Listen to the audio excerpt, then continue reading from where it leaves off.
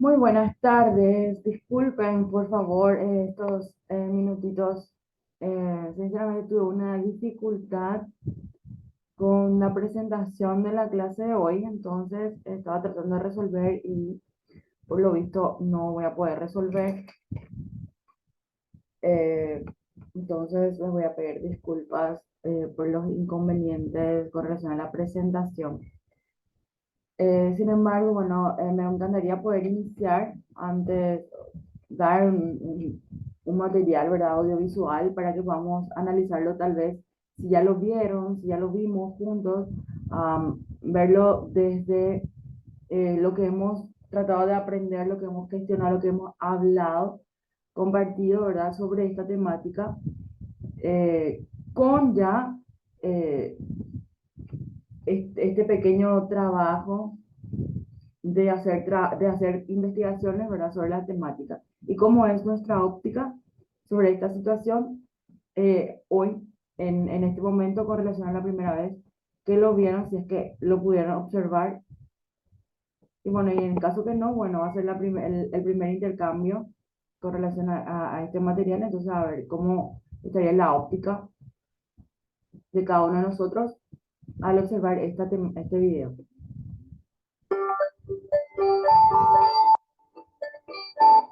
Me pueden indicar en el chat si es que se puede ver y escuchar correctamente. Lo voy a volver a colocar.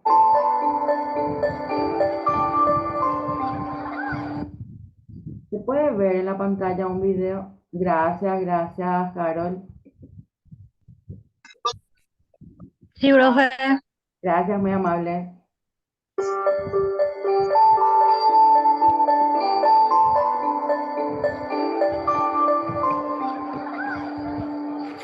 La ciencia nos dice que las experiencias que vivimos en nuestros primeros años realmente afectan la arquitectura física del cerebro en desarrollo.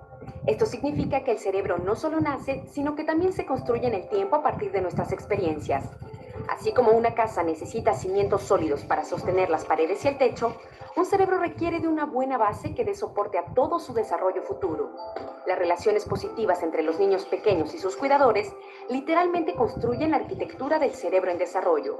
La construcción de cimientos sólidos en los primeros años da una buena base para un adecuado funcionamiento mental y una mejor salud general de por vida. ¿Cómo es que un niño en desarrollo construye y mantiene una base cerebral sólida? Una forma de hacerlo es a través de lo que los expertos llaman interacciones recíprocas de enviar y devolver. Imaginen un partido de tenis entre un cuidador y un niño, en donde en vez de devolver la pelota hacia un lado y otro de la red, se producen diversas formas de comunicación entre una acción y la siguiente, desde el contacto visual hasta el táctil, desde cantar hasta jugar al escondite. Estas interacciones repetidas a través de los años del desarrollo de un niño o niña son los ladrillos con los cuales se construye una base saludable para el desarrollo futuro. Hay otra experiencia que en la niñez moldea el desarrollo cerebral, el estrés. Hay buenos tipos de estrés como conocer gente nueva o estudiar para un examen, que son saludables para el desarrollo porque preparan a los niños para enfrentar desafíos futuros. Otro tipo de estrés, llamado estrés tóxico, es perjudicial para el desarrollo cerebral.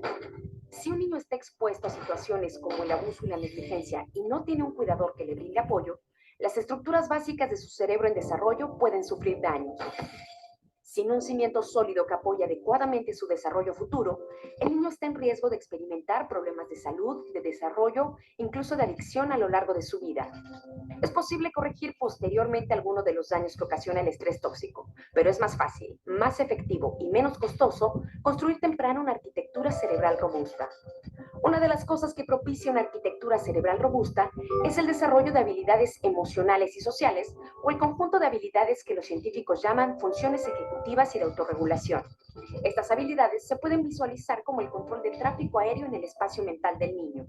Piensen en el cerebro de un niño pequeño como si fuera una torre de control en un aeropuerto con mucho tráfico. Todos los aviones que aterrizan y despegan y todos los sistemas de apoyo en tierra exigen simultáneamente la atención del controlador para evitar un accidente. Igual sucede con el niño pequeño que aprende a prestar atención, a anticiparse y recordar, y a seguir una cantidad de reglas. Como todos nosotros, los niños tienen que reaccionar. El texto donde dice texto principal.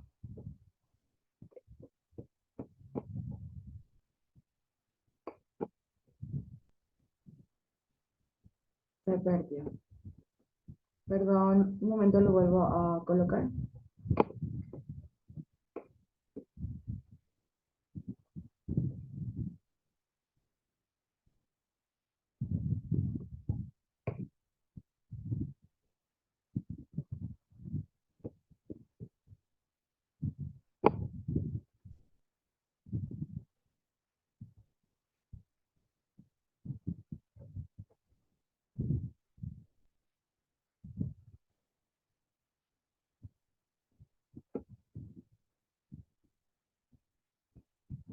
El texto donde dice texto principal, ¿no?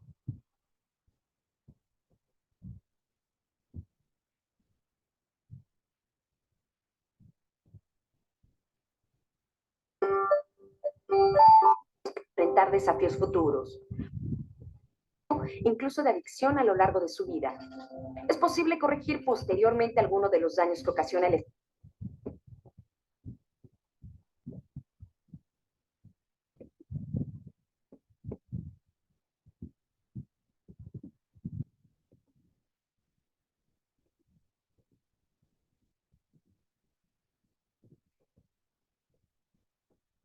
tóxico, pero es más fácil, más efectivo y menos costoso construir temprano una arquitectura cerebral robusta. Una de las cosas que propicia una arquitectura cerebral robusta es el desarrollo de habilidades emocionales y sociales o el conjunto de habilidades que los científicos llaman funciones ejecutivas y de autorregulación. Estas habilidades se pueden visualizar como el control de tráfico aéreo en el espacio mental del niño. Piensen en el cerebro de un niño pequeño como si fuera una torre de control en un aeropuerto con mucho tráfico. Todos los aviones que aterrizan y despegan y todos los sistemas de apoyo en tierra exigen simultáneamente la atención del controlador para evitar un accidente. Igual sucede con el niño pequeño que aprende a prestar atención, a anticiparse y recordar, y a seguir una cantidad de reglas. Como todos nosotros, los niños tienen que reaccionar ante las cosas que suceden en el mundo que les rodea, y al mismo tiempo lidiar en sus mentes con preocupaciones, tentaciones y obligaciones. A medida que estas exigencias se acumulan, el control de tráfico aéreo ayuda al niño a regular el flujo de información, a priorizar tareas y sobre todo a encontrar maneras de manejar sobre la marcha el estrés y evitar colisiones mentales. Es necesario desarrollar esta habilidad para asegurar una salud mental positiva y equilibrada. Desarrollar un control de tráfico aéreo efectivo, superar el estrés tóxico y construir una arquitectura cerebral sólida son cosas que los niños pueden hacer por sí mismos. Y puesto que las sociedades fuertes están conformadas por ciudadanos saludables, depende de nosotros como comunidad asegurar que los niños y jóvenes puedan vivir las experiencias propicias que necesitan para un desarrollo positivo. Para construir un mejor futuro, necesitamos construir mejores cerebros.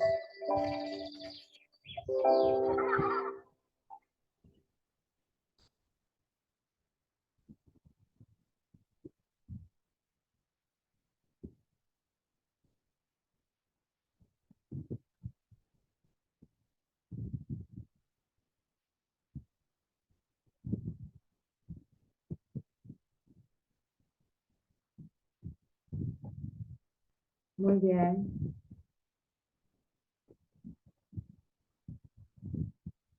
A ver, Mariela, ¿quieres hacer algún comentario? Veo que tenés la manita levantada.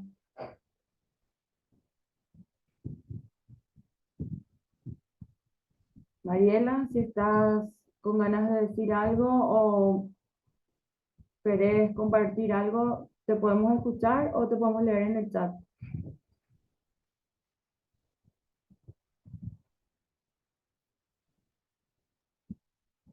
Hola, profe. ¿Qué tal? Hola, ¿Cómo estás?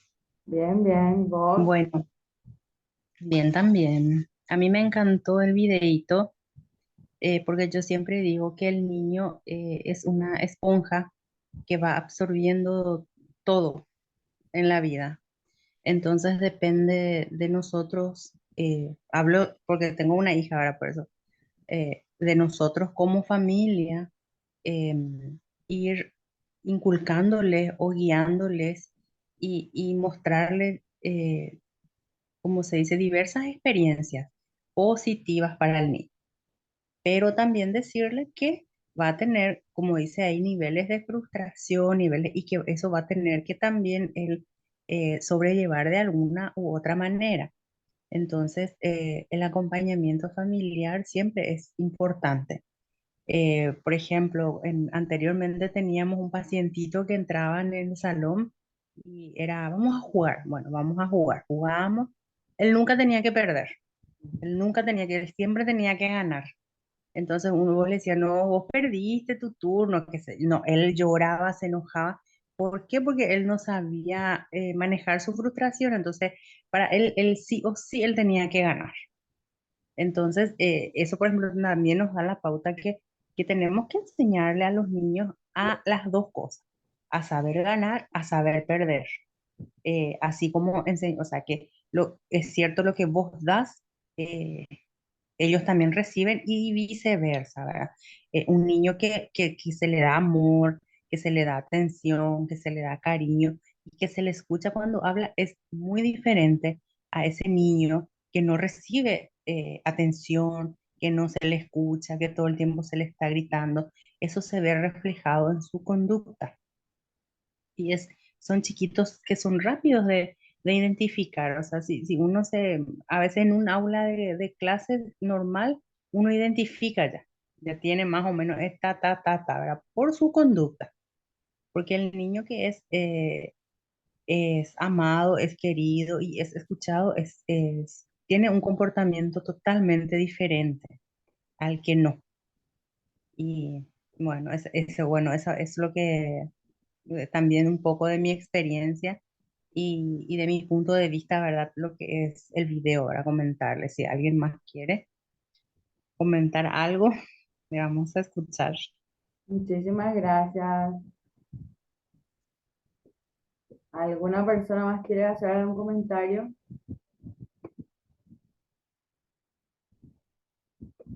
o algún comentario con relación a lo que también estaba señalando Carol? Hola, Hola, hola. Hola, Mariela. tengo, tengo un inconveniente, profe, con mi teléfono. Se me cayó y lombo. Hace rato intento entrar, pero se va y se va. Con respecto al video, me pareció muy interesante eh, sobre el desarrollo del cerebro y que explica súper bien el sistema de torre que actúa como un flujo aéreo, que todo lo que recibe, todo lo que el, las reglas, el estrés, o sea, tratar de construir, como dice el video, un mejor cerebro, o sea que, eh, y sobre todo a través de eso también hacerlo de forma más, como decía el video también, es algo más un cerebro sólido, o sea que no haya tanto estrés, por decirlo. Muchas gracias, Mariela. ¿Alguien más quiere comentar algo?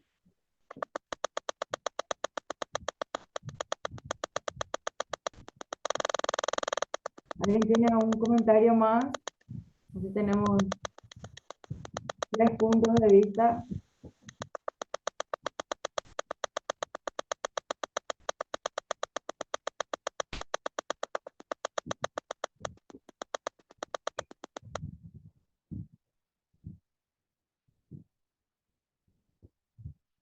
Bien. Bueno, estábamos viendo, ¿verdad? Este material y como referían las compañeras, ¿verdad? Son varios puntos. Es un material que trata a bastantes conceptos de cómo nos podríamos desempeñar o cómo podríamos visualizar, digamos, la parte conceptual dentro de una estructura de imagen, ¿sí? Con relación a cómo se ejemplifica, ¿verdad? Como por ejemplo una zona de aterrizaje, el vuelo, ¿verdad?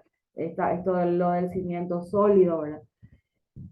Nosotros estuvimos mencionando también estas temáticas, ¿verdad? De una u otra manera dentro de lo que estuvimos desarrollando, ¿verdad? Y lo vamos a desarrollar también. Digamos que hay cuestiones que van a seguir latentes en todo lo que estemos desarrollando, como estructura, ¿sí?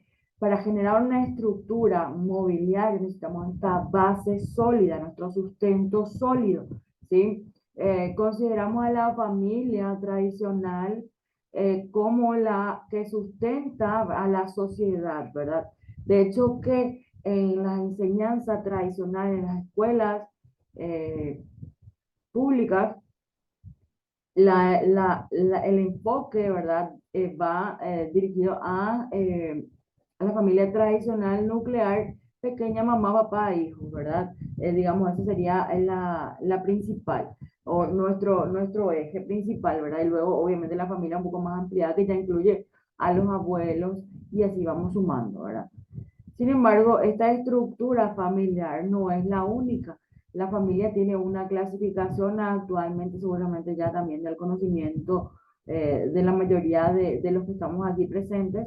Y bueno, es una cuestión de indagar cómo se está clasificando esa familia y luego también lo vamos a tener bien estructurado, ¿verdad? Cómo se está clasificando las familias, no solamente, y cómo se llama, ¿no? El nombre por el cual se reconoce actualmente al tipo de familia, ¿sí? Que no necesariamente tiene que ver con una mamá o un papá, a veces tiene que ver con un adulto responsable, no necesariamente el padre y madre que madre que gestó al niño, por ejemplo, y bueno, a veces esto queda, los niños quedan al cuidado de los abuelos, y bueno, y va cambiándose entonces la temática en torno a la clasificación tradicional de la familia que teníamos, ¿verdad?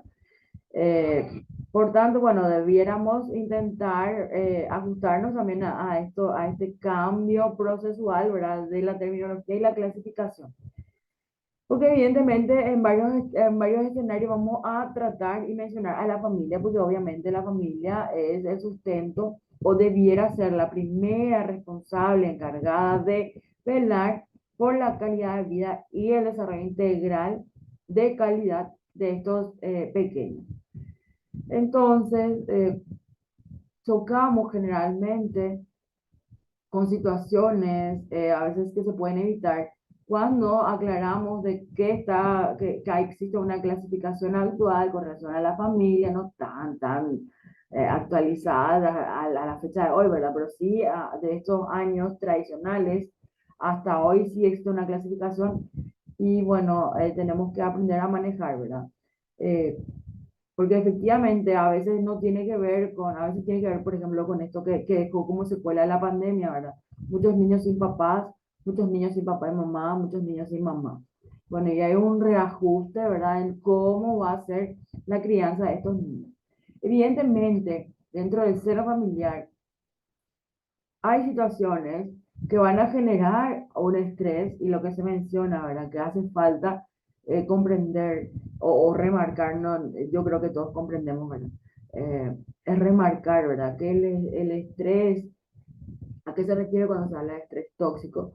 Y aún hay un estrés que naturalmente propicia, ¿verdad? Digamos, una presión aparentemente controlada, por llamarlo de una manera, en el niño que actúa finalmente en beneficio.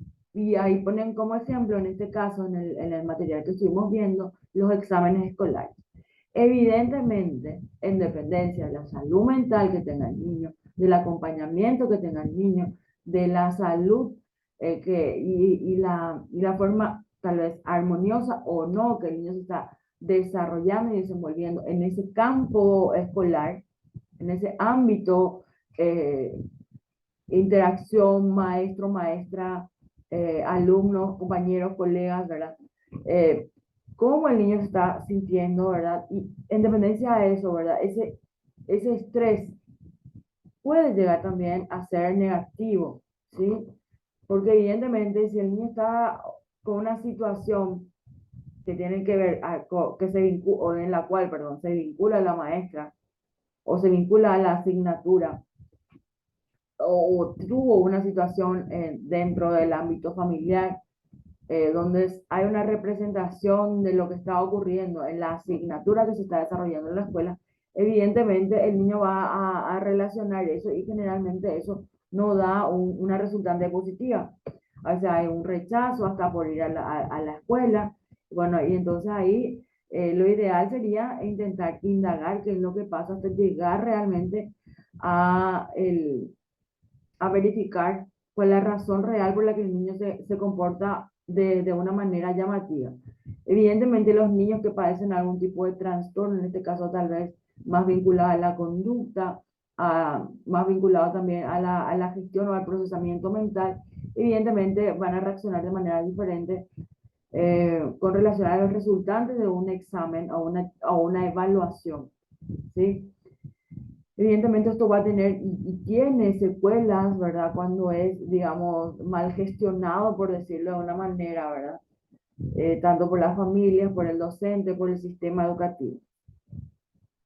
Evidentemente, si hay mucha presión, si, o sea, son aspectos que cuando observamos al niño debemos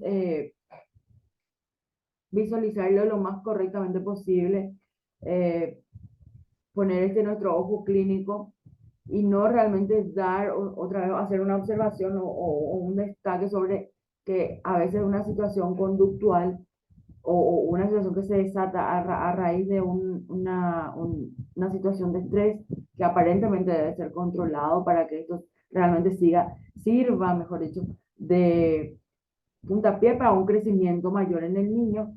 Entonces, al no obtener esa resultante, digamos, de un estrés tal vez controlado y tener estas situaciones que detonan, por ejemplo, y que vimos y solemos ver lamentablemente casos de incluso suicidio. Entonces, bueno, hay que, hay que observar bien, hay que analizar bien qué está pasando, ¿verdad? Porque aparentemente a veces condicionamos, ¿verdad? Esa calificación o esa nota escolar con una cuestión de que el niño es o no es, y bueno, a veces no lo hacemos nosotros propiamente como pareciera, pero sí el entorno, y a veces eso va desde los maestros hacia los niños. Entonces hay que entender qué está pasando primero en el entorno, tener en cuenta eso y descartar cualquier tipo de situación que requiera asistencia, auxilio inmediato, ¿verdad? Y entonces ahí tratar de desligar situaciones que se vinculan a cualquier tipo de trastorno de orden mental y en otro caso conductual, ¿verdad? Sería ideal.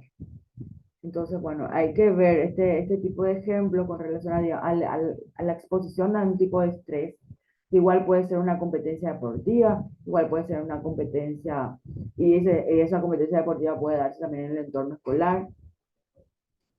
Y bueno, entonces, en dependencia hay que ver cómo, lo que quiero resaltar es que hay que ver cómo visualiza, siente, percibe el niño las situaciones que nosotros consideramos que deben ser situaciones de aprendizaje. A veces esa situación de aprendizaje, a veces natural, normalizada para muchos o la mayoría, refiere realmente a una situación demasiado estresante y negativa para algunos niños, sobre todo los chicos más susceptibles, ¿sí? Tanto emocionalmente, pues, por cuestiones de carácter, incluso los que se vinculan mejor a esta cuestión de sensación que se puede decir hipersensibles, cuando hablamos obviamente de situaciones que se vinculan más al arte y al deporte, que es donde a veces realmente también hay contacto físico. Bien. Eh, bueno, si hay algún comentario más.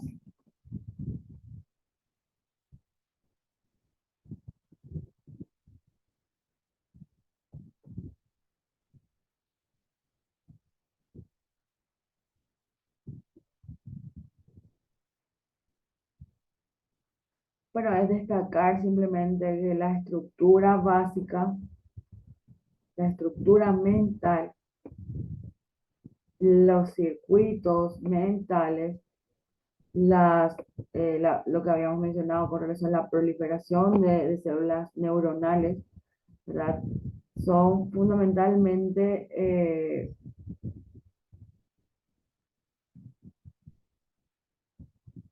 son fundamentalmente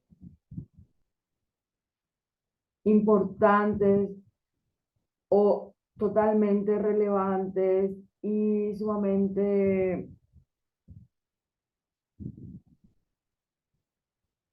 indesplazables, más bien dentro del periodo de 0 a 6 años, de 0 a 8 años, que refiere principalmente a la primera infancia, ¿verdad?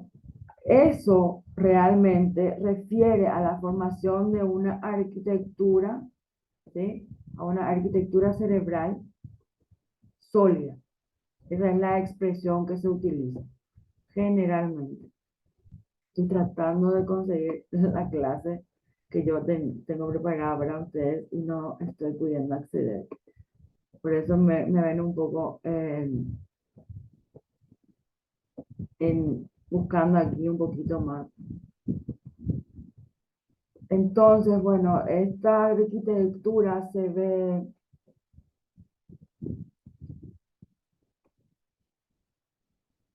esta arquitectura que de la que estaba, sí, la sinapsis es un proceso que tiene que existir, que se tiene que activar, ¿verdad? Aparte de la sinapsis, aparte de las conexiones neuronales, es fundamental que las acciones que refieren al entorno, que van a dar información y que van a estimular situaciones internas, como por ejemplo la propiocepción, ¿verdad?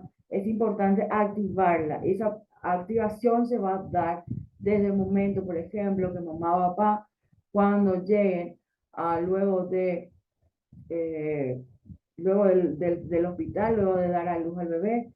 El recién nacido llega a la casa y, por ejemplo, una de las maneras de activar el área vestibular, ¿sí? Para empezar a dar, digamos, información, a recibir orientación acerca de cómo y dónde está el cuerpo y el movimiento, para cómo está en el ambiente, en el medio en el que se encuentra. Generalmente van a una cuna. El dejar al niño que esté despierto, ¿verdad? Boca para arriba, para que el niño vaya realizando los movimientos reflejos, sería lo ideal. Además de hacer unos pequeños balanceos, obviamente teniendo en cuenta el tamaño, el peso, ¿verdad? Del niño. Obviamente esto no tiene que ser brusco, simplemente el pequeño balanceo, él genera esa inestabilidad, activa, ¿verdad? Activa esta cuestión de información interoceptiva que es que ocurre dentro de lo que ocurre dentro del cuerpo, y exteroceptiva con relación a lo que ocurre fuera, ¿verdad? Entonces el cuerpo activa estas áreas perceptivas, ¿sí? Con estos propios sectores que se encuentran, que son informantes de situaciones que ocurren dentro del cuerpo y situaciones que ocurren fuera del cuerpo, ¿verdad? ¿Y cómo se orienta esto? Es lo que se define con la estimulación o la activación del área eh, vestibular, ¿sí? A veces le dejamos al niño totalmente quieto, totalmente estable. A veces tenemos que, por seguridad, amarrar al niño, colocar cinturones de seguridad, etcétera. Esto va desde las sillitas de los autos, ¿sí? Luego para ver la tele, luego para alimentarlos, entre otras cosas. Y lo que se busca es desde, por ejemplo, unas directrices que manda o que describe la Organización Mundial de la Salud, la Organización Panamericana, ¿verdad? Refieren a evitar el sedentarismo a través de sencillas, sencillas y básicas órdenes, ¿sí? O directrices, ¿verdad? Mejor dicho, directrices que promueven la actividad física con relación a la inactividad. ¿Me explico? O sea, para evitar el sedentarismo desde la primera infancia se necesita, o según estas orientaciones o directrices, eh, evitar mucho tiempo dejar a los bebés, niños, en una posición totalmente quieta, ¿sí? Eso tiene que ser, la intervención debe darse de movimiento o de dejar esa situación de quietud mientras el niño se encuentre despierto.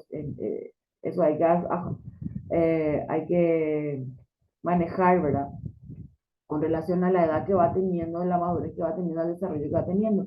Obviamente el tiempo de descanso eh, no hay que interrumpir, ¿verdad? Pero es una cuestión de evitar, por ejemplo, en todo lo que sea posible, evitar que el niño pase más y el bebé pase más de una hora sin movimiento. Entonces, buscar siempre esos intervalos de hacer movimiento o de soltar al niño para que esté en el piso, para que esté en la cama, para que esté en la cuna. ¿Ok? Entonces, eso va a activar también toda el área propioceptiva. ¿Sí? Y bueno, eso es fundamental para el control, ¿verdad? Del cuerpo, control de los miembros superiores, control de los miembros inferiores, que obviamente con la maduración se va yendo, ¿verdad? A la zona media, ¿verdad? Y una vez, y eso lo que hace es, ¿verdad? Desde un desajuste que tiene que ver con la capacidad de dominio, gestión, precisión del movimiento, que es cuando uno nace recién, un recién nacido, esto va a ir controlándose con la pérdida, obviamente, los reflejos arcaicos en adelante, ¿verdad? Entonces el niño empieza a trabajar el control hacia la zona media, lo que resulta totalmente positivo. Y refiere a el inicio tal vez del trabajo, nosotros le vamos a decir trabajo, ¿verdad?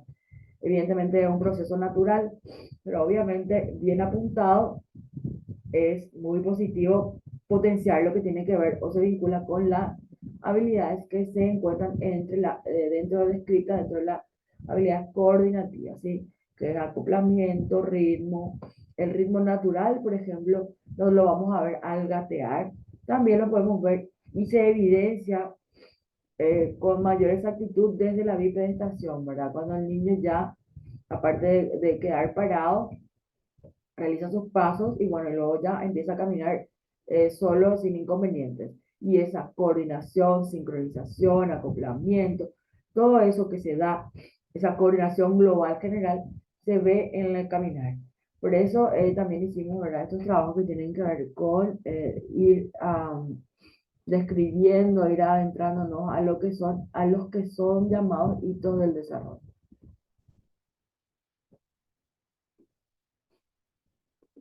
Porque estos hitos del desarrollo nos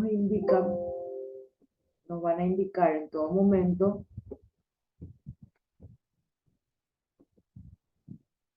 cómo, cómo debiera tal vez relacionarse el niño con, en el medio ambiente, ¿sí? Con relación a su madurez, que debe lograr, ¿sí? Que debe lograr el niño en el proceso de crecimiento,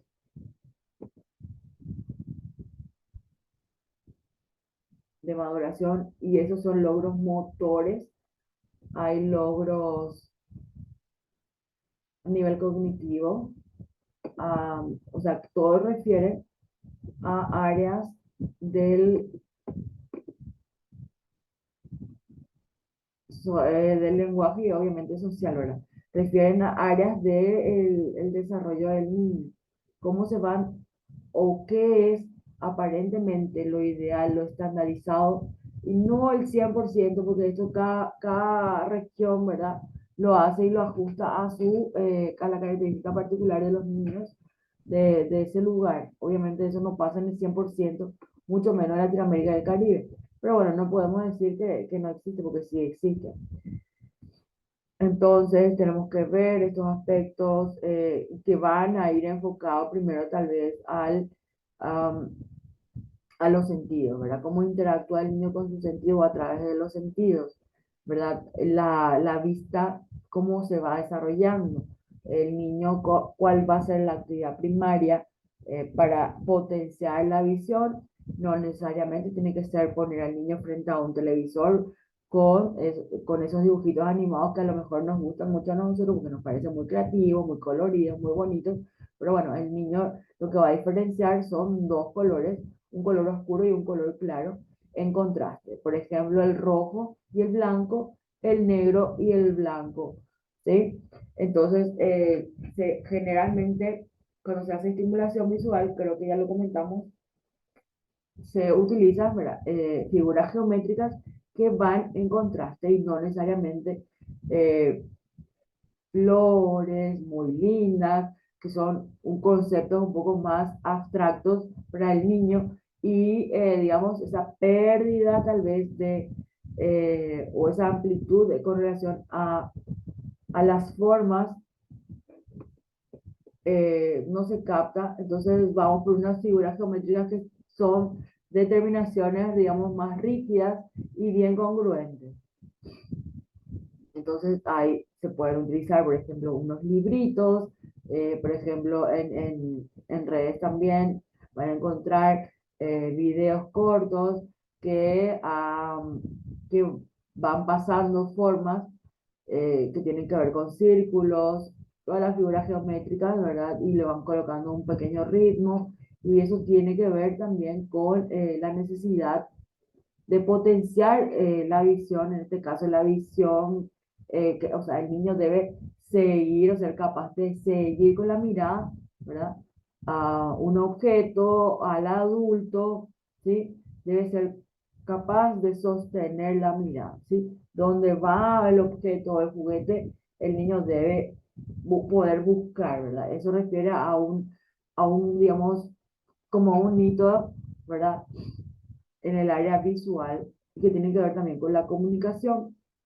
Y en otro momento se establece este vínculo de mirar, ¿verdad? Mirar aquí, mirar allá, a alguien que me habla, porque yo estoy mirando tal vez un juguete, pero estoy mirando también a la persona que me está hablando.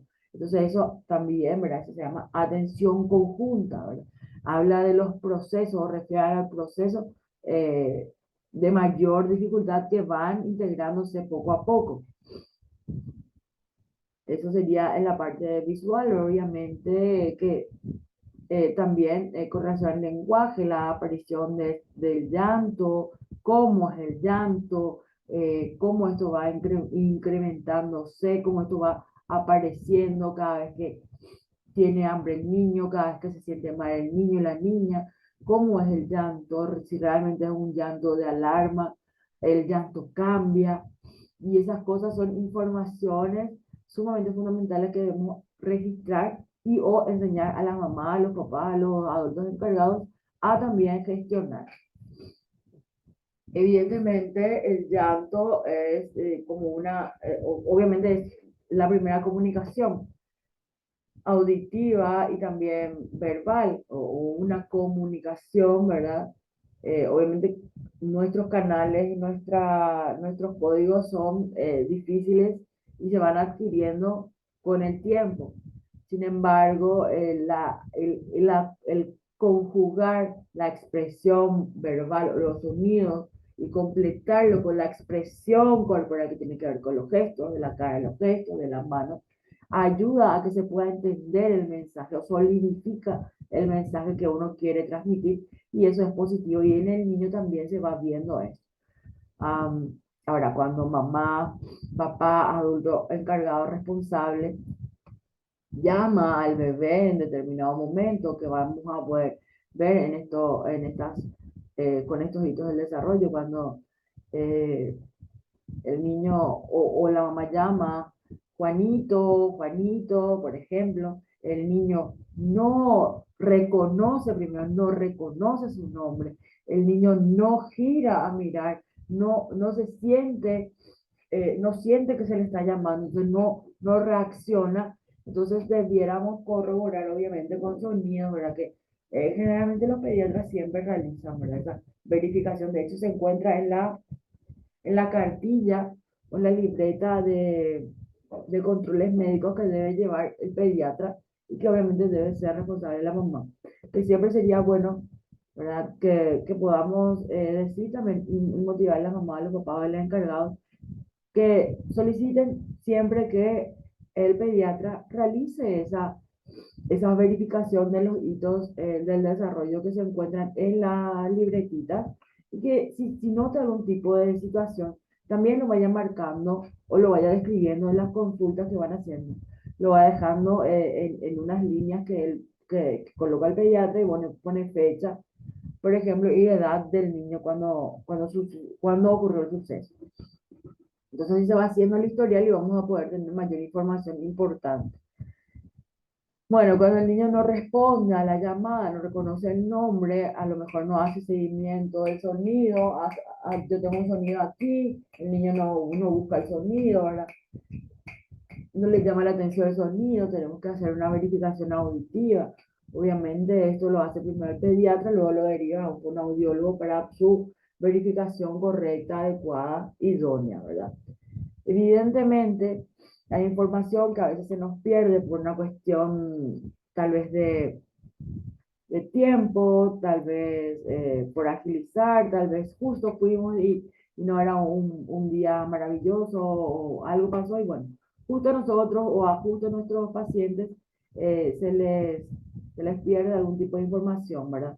Por ejemplo, obviamente, eh, generalmente los fonoaudiólogos y las personas que requieren que los estudios, para que sean fiables, tengan mayor atención, ellos generalmente dan la indicación, por ejemplo, de que el niño no se encuentre resfriado, si el niño es alérgico hay que esperar que pase su crisis alérgica y esperar que todo lo que sea residuos que tengan que ver con fluidos nasales, ¿sí?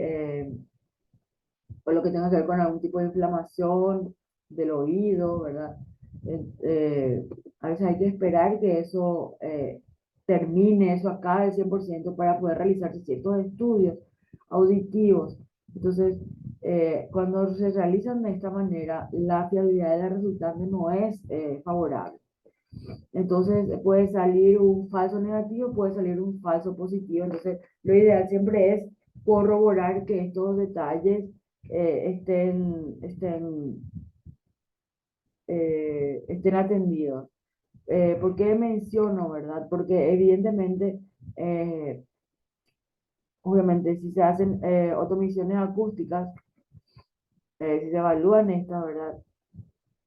Y el fonoaudiólogo requiere que el niño no se encuentre con esta situación, ¿qué pasa? A veces esa información de prerequisito para realizarse el estudio no llega a la mamá, ¿sí? X razones, ¿sí? Y a veces cuando llega la mamá, también la mamá no lee esa información. Y de esa información depende la resultante del estudio.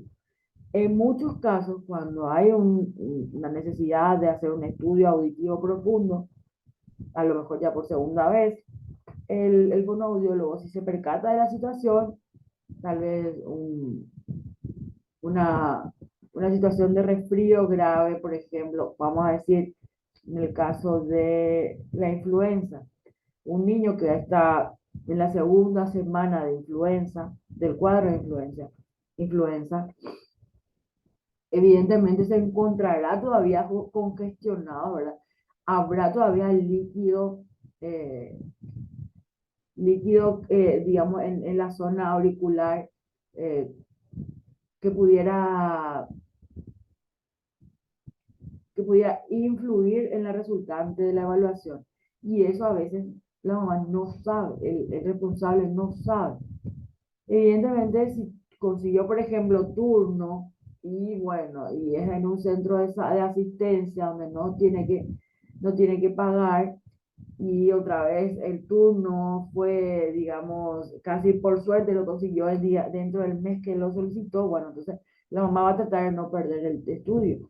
El problema es que si la profesional, el profesional, bueno, audiólogo le dice, sabes que este estudio tienes que volver a realizar, tienen que volver a realizarse para confirmar por el cuadro a lo mejor en el que se encuentra el niño. A veces ya, si la mamá o el papá, el responsable, notó que ya salió todo aparentemente bien, ya no vuelven a realizarse el estudio. Entonces eso no es fiable para nosotros. Entonces todos esos aspectos, ¿verdad? Van a influir en la resultante y en lo que podamos hacer o no con el niño o la niña y cómo lo vamos viendo. Entonces, bueno, tenemos que ver esos detalles porque eso pasa, ¿verdad? A veces escapan a nuestra posibilidad, a veces hacemos todo lo posible, pero bueno, pasó algo y lo que sea que la información no llegó, entonces ese estudio no es fiable, entonces no puedo considerar 100% que el estudio fue evidentemente con una resultante sólida. Entonces, en el caso de la audición, ¿verdad? Por ejemplo, una lesión, bueno, eso obviamente ya la fonoaudióloga lo va a detectar, ¿verdad? En qué área se generó tal vez algún tipo de lesión en el oído medio, y bueno, y consecuencia a lo mejor de una otitis, ¿verdad? Esa infección que no se cura, infecciones recurrentes que tienen que ver con vías aéreas superiores, que tienen que ver con el oído, o una infección, ¿verdad? O una rinitis, eh, bueno, rinitis no, ¿verdad? Pero alérgica, no tanto, porque generalmente la gente alérgica se cuida de una manera diferente, pero una infección respiratoria, evidentemente, puede dejar secuelas en el oído, ¿sí? Y eso tiene que ver con la secreción que se quedó por la inflamación en las vías aéreas superiores que involucra oído, garganta, nariz, ¿verdad? Entonces, al quedarse ahí sin a lo mejor el tratamiento correcto, o si el tratamiento fue a lo mejor débil, necesita continuar el tratamiento, mamá, papá, responsable, no llevó al niño, bueno, lamentablemente eso va a influir en el resultado y bueno, si hacemos un estudio en ese caso. Entonces siempre intentar concienciar, ¿verdad? Que cuáles son los requisitos que son importantes, hacer, cumplir con los requisitos, que no es algo que la FONO nomás no quiere hacer del estudio, porque bueno, no es así. Es que realmente si es que no se hace de tal o cual manera, la fiabilidad o la viabilidad del resultante no va a ser lo que estamos buscando, no nos va a dar la información veraz de lo que está ocurriendo o lo que no está ocurriendo, ¿sí? Por otro lado, ¿verdad? Audición, visión, comunicación. El área social tiene que ver con la interacción, que tiene que ver también con la sonrisa social, ¿verdad? Esta sonrisa social que evidencia que hay una interacción, ¿sí? Y por más de que a lo mejor el mensaje o el código del mensaje no sea entendible, hay una cierta o hay percepción, ¿sí? De ida y vuelta de algún tipo de situación. Entonces eso nos da una información eh, de que algo está ocurriendo y que hay una interacción, ¿verdad? Que la comunicación va y viene.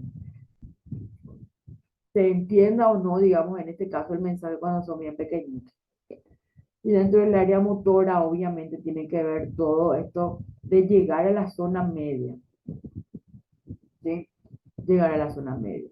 Para luego, obviamente, en el área motora es lo que más a veces nos detenemos, ¿verdad? Y por eso es tan importante esa actividad que vaya ligada al movimiento y por el movimiento. Evidentemente, el niño tiene que levantar la cabeza, el sostén cefálico también, ¿verdad? Eh, debe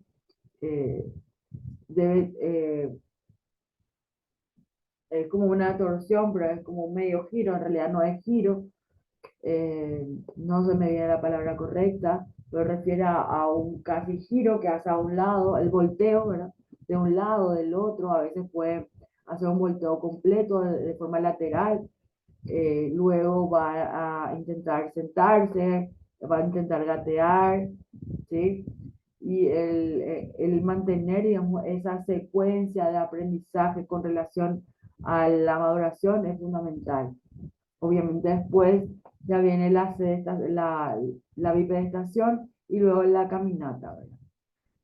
En el área motora eso se ve y son signos que la gente observa mayormente, ¿verdad? Lo que sí nosotros generalmente, y yo creo que ya acá siempre vamos a ir en aumento, no vamos a recomendar en ningún caso la utilización de aparente ayuda, por ejemplo, lo que son estos como carritos, ¿verdad? Donde el niño coloca las piernitas, ¿sí? Y se queda en una andadera, ¿sí? Entonces, eso no recomendamos en ningún caso para el aprendizaje de la sedestación o no, perdón, la bipedestación. La sedestación es sentarse. Entonces, no vamos a recomendar esto. En ningún caso, lo que esto refiere o la problemática que trae tiene que ver con secuelas graves en, y genera en muchos casos malformación, ¿verdad? O interfiere en la formación correcta, ¿verdad? De las piernitas, la mala utilización, en realidad, y hay unos resortes como que los niños tienen que empujar el piso y saltar, ¿verdad? Ninguno de esos accesorios son necesarios para el aprendizaje de la sedestación, en ninguno de los casos. Evidentemente tampoco el intentar que el niño se pare antes de tiempo, antes de los 12 meses es ideal. Si el niño lo hace de forma natural, espontánea, voluntaria, entonces se apoya al niño, pero no es que tuvo que haber, no tiene que haber la intervención del adulto para que esto sea natural, evidentemente. Eh, el transitar esas situaciones tiene que ser natural en el niño, tiene que ser un descubrimiento. Eh, a ver, empezar a subir algunas escaleras, ¿verdad? Tiene un procedimiento como de pancita para arriba, cuando suben para bajar, tiene que ver con la cabecita para arriba, ¿sí? Las piernitas para abajo y la pancita pegada a las escaleras. O se enseña en otros casos, ¿verdad? A subir y bajar escaleras con la colita, ¿verdad? Y esto más tiene que ver con la seguridad que se pueda brindar al niño. Evidentemente, cuando se hace una evaluación, se ve al niño parado, ¿sí? Que puede subir y subir la escalera, ¿sí? Una escalerita con una pierna con la otra, ¿verdad? Y eso da un rango, obviamente, de la coordinación global general del niño, el equilibrio y un montón de otras situaciones que habla de la madurez adecuada del niño. A los 3 años, ¿verdad? Por ejemplo, el subir o montar o andar en bicicleta. Evidentemente no se va a medir la técnica, no se va a medir qué tipo de bicicleta es, idealmente no tiene tanto, pero sí él habla del nivel de desarrollo con relación a la coordinación global general también de los niños de 3 años. Entonces es sumamente importante. ¿Y por qué estoy haciendo esto así a grandes rasgos? Para que se pueda ver que hay una secuencia de adquisición de situaciones que a veces el propio padre, el encargado, no sabe qué el niño tiene que hacer. Al no saber qué pasa, entonces el papá no tiene la menor idea de que cuando vaya a un lugar, el niño va a ser evaluado con relación, por ejemplo, en este caso, a su desempeño en el manejo de una bicicleta. Y como el papá no sabe eso, el niño nunca vivió esa experiencia, nunca vivió algo similar. Entonces no puede relacionar, evidentemente eso va a tener un saldo negativo para todo, porque evidentemente la evaluación con relación a eso va a ser totalmente negativa. ¿Y a qué se debe? No se debe a un trastorno, a un posible signo de alerta o alarma del desarrollo. Se ve a que nunca se les dio la oportunidad para interactuar con una situación parecida. Por eso es tan importante que promocionemos también las acciones y actividades que debe desarrollar el niño. ¿Sí? Entonces, dentro de su quehacer cotidiano, el niño debe transitar una situación que puede ser a lo mejor un triciclo, una bicicleta. Bueno, el triciclo generalmente también, ¿verdad? Un triciclo obviamente es sumamente adecuado para un niño de 3 años, pero si puede hacerlo en un biciclo, que sea una bicicleta, es sumamente mejor, ¿verdad? Pero el triciclo es lo que a veces, bueno, se le dice bicicleta, pero bueno, también se puede utilizar un triciclo y que el niño se pueda desempeñar. Sí, eso de moverlo, las piernitas, ¿verdad? Esa coordinación global general es lo que se observa. Entonces, para que el niño pueda hacer esa actividad, tuvo que haber tenido una experiencia, ¿sí? Y no que se les haya enseñado necesariamente, sino que tuvo que haber, o dentro de su patrón de actividades, debe estar presente esta situación para que el niño vaya teniendo en cuenta como una experiencia motora que entonces la pueda replicar cuando sea necesario. ¿Qué pasa? Que cuando nosotros llegamos a veces al preescolar y salen a hacer evaluaciones para poder ingresar o no, tal vez a veces al preescolar mismo, a veces para ingresar al primer grado, hay evaluaciones que tienen que ver con pintar y a veces son con lápices, a veces son con pintura, a veces son eh, con crayolas. ¿Sí?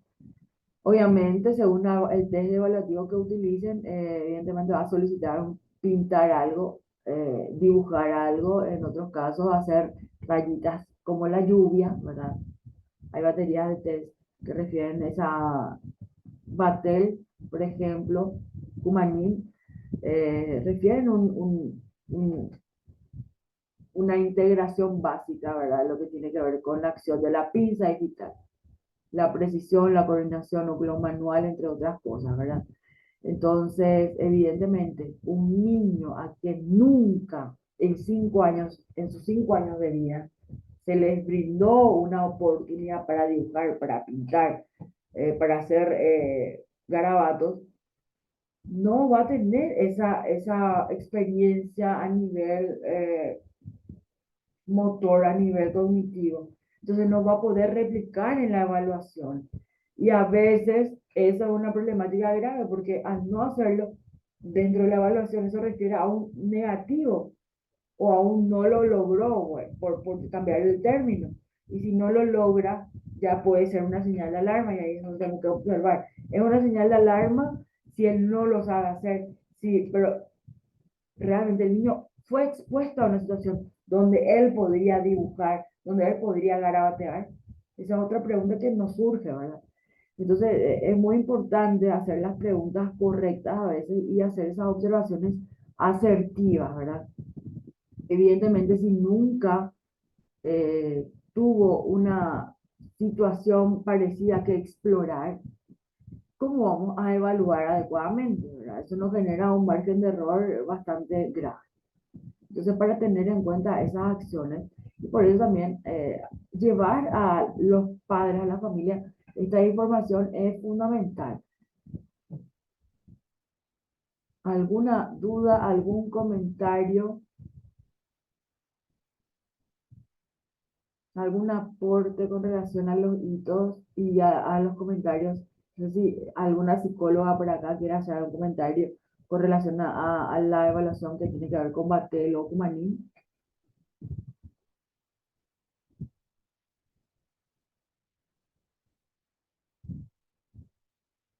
Esas baterías tienen un enfoque más en la primera infancia.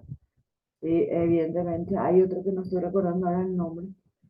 eh, y bueno, imagino que dentro de su formación académica en el grado, ¿verdad? Se pudieron integrar con estas baterías. Evidentemente creo que tiene que ver con el currículum de la universidad a la cual se vincula, ¿verdad?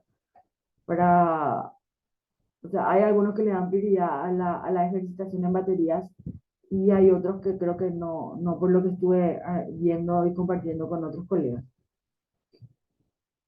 Entonces, a veces, cuando van a hacer evaluaciones en primera infancia, tienen que tomar la capacitación, a lo mejor, si no hay aquí, deben tomar la capacitación o el entrenamiento para la batería en otro lugar. Pero eso sí necesitan un entrenamiento diferenciado. Vanil, no me acuerdo el otro test.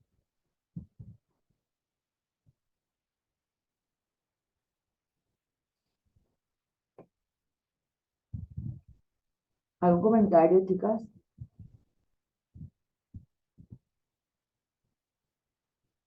Bien. Entonces, si les parece, tomamos unos 10 minutitos para un cafecito, agua, ir al sanitario y volvemos, ¿ok? No hace falta que se desconecten. Dejamos cerrada la pantalla y volvemos en 10 minutos, ¿ok? Volvemos entonces 8:30.